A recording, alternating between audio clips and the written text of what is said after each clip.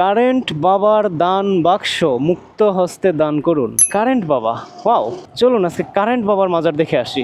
Right now আমি আছি শিবগঞ্জে, শিবগঞ্জ হাট বলে যেটাকে। এই শিবগঞ্জ হাটে কিন্তু একটা বহুল আলোচিত একটি মাজার রয়েছে, সেটা হচ্ছে কারেন্ট বাবার মাজার। আপনারা নাম শুনেছেন কখনো কিনা জানি না, বাট নামটা কিন্তু খুবই ইন্টারেস্টিং, কারেন্ট বাবার মাজার। তো আমি আসলে লাইফে কখনো আসি না, আজকে ফার্স্ট টাইম ভাবতেছি আসবো। শিবগঞ্জে আসলে একটা বিশেষ কাজ ছিল ডক্টরের কাছে আসার জন্য, বাট ডক্টর আসতে দেরি করতেছে, দ্যাটস আমি ভাবতেছি কারেন্ট বাবার মাজার ভিজিট করে আসি এবং আপনাদের দেখাই।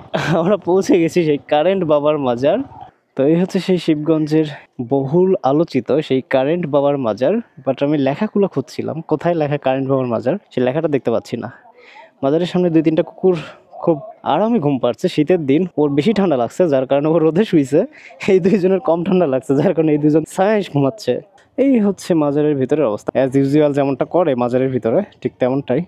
বাই দ্য ওয়ে, এই কারেন্ট বাবার মাজারে তেমন কোনো ভিড় দেখছি না, তবে অনেক মানুষই কিন্তু এখানে মান্নাত রেখে বিভিন্ন ধরনের রান্নাবান্নার আয়োজন করে, এখানে খানাপিনা করে। অনেকেই মান্নাত রাখে এরকম শুনেছি ঘটনা, বাট আজকে তেমন কিছু দেখছি না। তো এখানে আমরা আহামরি কিছু দেখলাম না, জাস্ট হাইপ, সেই হাইপটাই দেখতে আসছিলাম। By the way, right now আপনাদের শিবগঞ্জ বাজারের কিছু ইন্টারেস্টিং ব্যাপার স্যাপার শেয়ার করি আপনাদের সাথে। বাজারটা একটু আমার কাছে অদ্ভুত লাগলো। বাজারে কোনো দোকানের পার্টিশন নাই, প্রতিটা দোকান দেওয়াল বাউন্ডারি ছাড়া। কেউ কেউ টিন শেড দিয়েছে, কেউ কেউ দেয়নি। এপাশে জাস্ট খোলা মাঠে মাটির উপর কার্পেটও না, বস্তা বিছিয়ে তারপর বাজার বসেছে। বাজারটা আপনাদের দেখাই, কোনো বারান্দা নাই, কোনো বাউন্ডারি নাই, জাস্ট একটা কার্পেট টাইপের বস্তা বিছিয়ে তার উপর বাজার বসেছে, যেটা খুবই অদ্ভুত লাগলো। একদম গ্রামীণ পরিবেশ, আগেকার মুভিগুলোতে দেখেছি, তারপর বই পুস্তকে যেরকম বাজারের ছবি দেখতাম, নদীর পাড়ে বাজার বসেছে, এখানেও ঠিক সেম অবস্থা।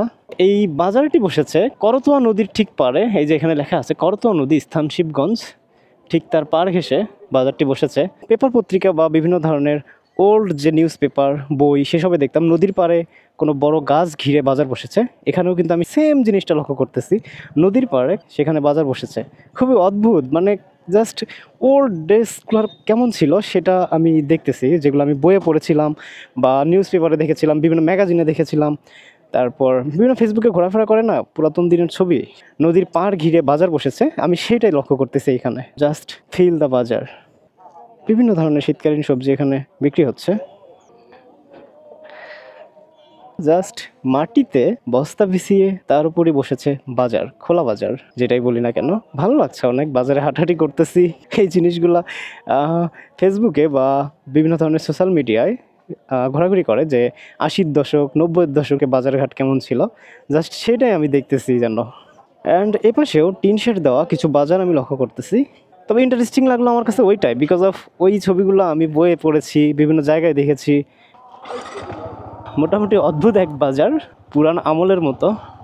তো এই ছিল কারেন্ট বাবার মাজার ভিজিটিংয়ের কিছু মোমেন্টস। জানি না মাজার কে কীভাবে দেখে, যাই হোক যে যেভাবেই দেখুক, আমি জাস্ট ভিজিট করলাম। আশা করি ভিডিওটি আপনাদের ভালো লেগেছে। ভিডিওটি ভালো লাগলে অবশ্যই বাইক ক্যামেরার সাথেই থাকবেন।